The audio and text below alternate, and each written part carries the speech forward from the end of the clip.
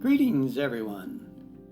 If you are preparing your ESL students to take academic classes, you will for sure want to help them with this skill. We've interviewed academic instructors to find out what skills they would want our ESL students to have when they entered their classes. We specifically focused on those classes in which students are required to include source information in their papers, like a research paper. Those academic instructors said that we can best prepare our students by helping them develop paraphrasing skills. This may surprise some ESL teachers. No academic instructors recommended that we spend any time having students write research papers in our ESL courses. They have found that if students are able to paraphrase passages, they will easily learn how to write research papers in their classes. In other words, it's not a good use of time to have students research source information about a topic and try to incorporate that in a paper. Instead, that time in our ESL classes could be better used by having the teachers give students the source passages and then give them structured paraphrasing practice. After I give you some background information, I'll share with you a specific type of activity that will help students develop paraphrasing skills naturally and painlessly. A good paraphrase can demonstrate to the teacher that the student truly understood the source. And if it's clearly written in the student's normal style and level of vocabulary, the teacher can feel reassured that the writer wasn't plagiarizing. Paraphrasing may be a new concept to many of our ESL students. However, we can help them understand how to do it in a way that will let them experience what a good paraphrase is through a very natural process. This natural process begins with students developing confidence in their understanding of the passage. Next, they formulate in their own words the information in the passage, and then finally, they're ready to write a paraphrase. Before students can tell source information in their own words, they need to feel confident that they really understood the passage. Students can do this by correctly answering comprehension questions about the passage, especially multiple choice and true-false ones. So now they are sure that they understand the passage information, and they are ready to tell the information in their own words and style. And this can be done during small group discussion about the reading passage. With a carefully organized format and structured questions, students can actually enjoy explaining the content of the source in their own words. The written paraphrasing can be done in the form of short answers to questions or just through paraphrasing the passage. In the link below, you'll find some sample activities that include those 3 steps. You can download them and use them with your students for free. Let's briefly look at one of the activities. The purpose of the activity is to have students paraphrase information from the article, "Loneliness Might Not Be What You Think." The article is only about 1 page long, about 750 words, so it doesn't require a lot of time for students to read it. To give you a sense of the level and content, here is the first paragraph. This may surprise you. Feeling lonely has little connection to how many people are around you or how many people you talk to every day. Loneliness isn't necessarily being physically absent from other people.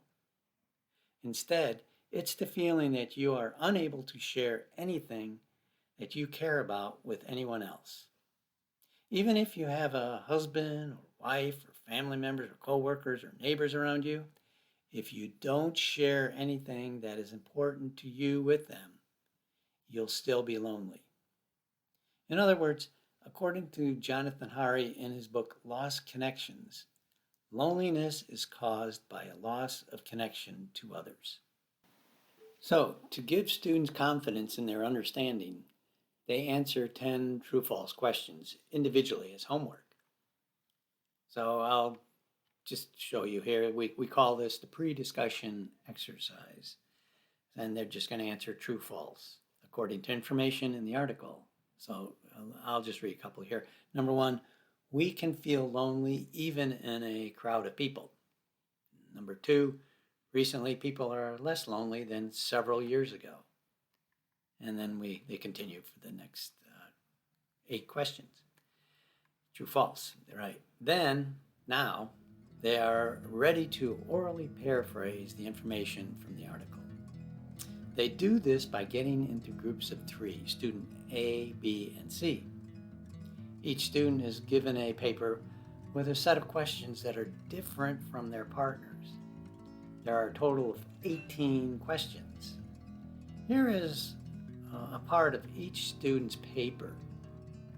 So you can see here we have a part of student A, student B, and student C's paper. They cannot see each other's. And then student A is going to start. Number 1, were you surprised by the first sentence? Feeling lonely has little connection to how many people are around you or how many people you talk to every day. And then student B has number 2. And we start by saying, this is a discussion question. We should all answer this and ask follow-up questions. Do you feel a connection to your family members? And then they continue with student C asking 3, and then it goes back to student A again. So with this format, even the quieter students tend to feel like they are involved in the discussion. If they are given a role, for example, reading their questions. It also is a good way to require students to focus on each other and to keep students from dominating the discussion. After finishing these discussions, students tend to understand the passage well because they have had a chance to explain to each other and to hear how others would explain in their own words. Also notice that these are not just comprehension questions. We want to engage students in the content of the article, which will make their paraphrasing much easier to write and more natural sounding. So, for example, student A asks question 1, which is asking for their opinions. Were you surprised by the first sentence? Then student B and C in questions 2 and 3, which ask their questions, which are about their experiences. So, like I said, this is a discussion question. Do you feel a connection to your family members? Then student A will be asking question 4. And to answer this they'll need to orally paraphrase a part of the article. So number 4. So it says, don't look at the article when you answer this question. There was a study about the heart monitors and saliva. Tell about the study and the results. Now, when they answer this, they can help each other and make sure they are telling enough details and explaining it correctly and clearly. Notice, they don't look at the article when they answer this, so they are essentially using their own words and style, which is exactly the paraphrasing skill that we are trying to develop. After they have discussed the article in groups and have orally paraphrased it, they're ready to write their paraphrases. However, we don't just tell them, now write a paraphrase of the article. Instead, we want to make the context of the paraphrase realistic. In other words, in life outside our ESL classes, when will our students paraphrase something that they had read? And I can think of 2 situations: in their academic classes and in informal conversations. Here are 3 exercises in which students practice paraphrasing in those situations. And you can find the complete exercises in the link in the notes below. So we have this first exercise here. It says write a reflection about the article and try to write a paragraph with several sentences. In your reaction, your first sentence can be one of these. I found some important information in the article. And so then they naturally are going to paraphrase information from the article. Or the next one, there is some information in this article that I could apply to my life. And I agree or I disagree with the author about something.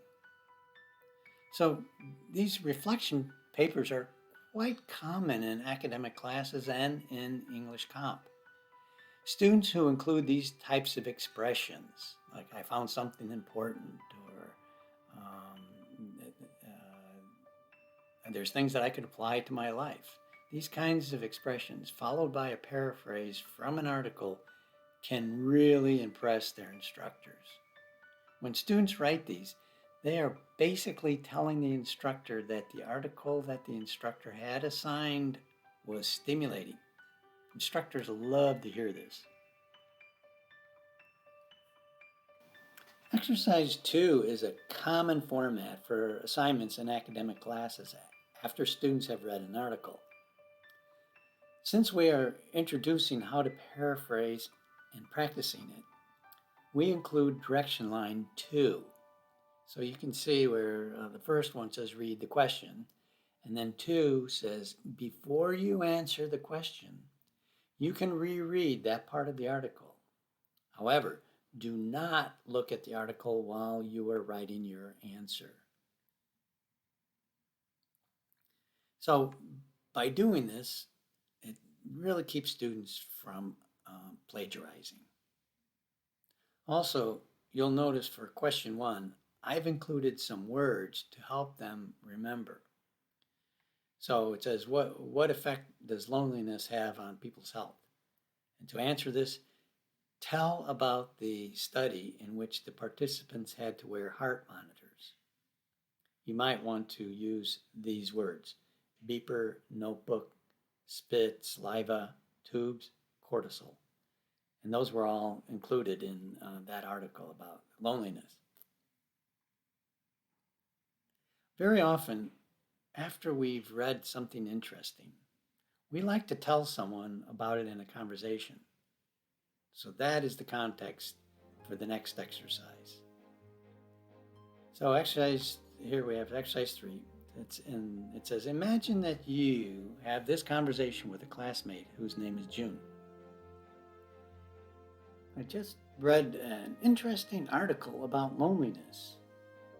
It told about some studies that were surprising. Really? What did the article say? And then the students would write, what would they tell June about that article? And of course, this means they're paraphrasing the article in a very natural way. So after doing these types of exercises, you'll find your students will understand what a good paraphrase is, and you'll notice their confidence in writing them will greatly increase. Moreover, they will be well prepared for the type of writing that they will surely do in academic courses. Thank you for watching.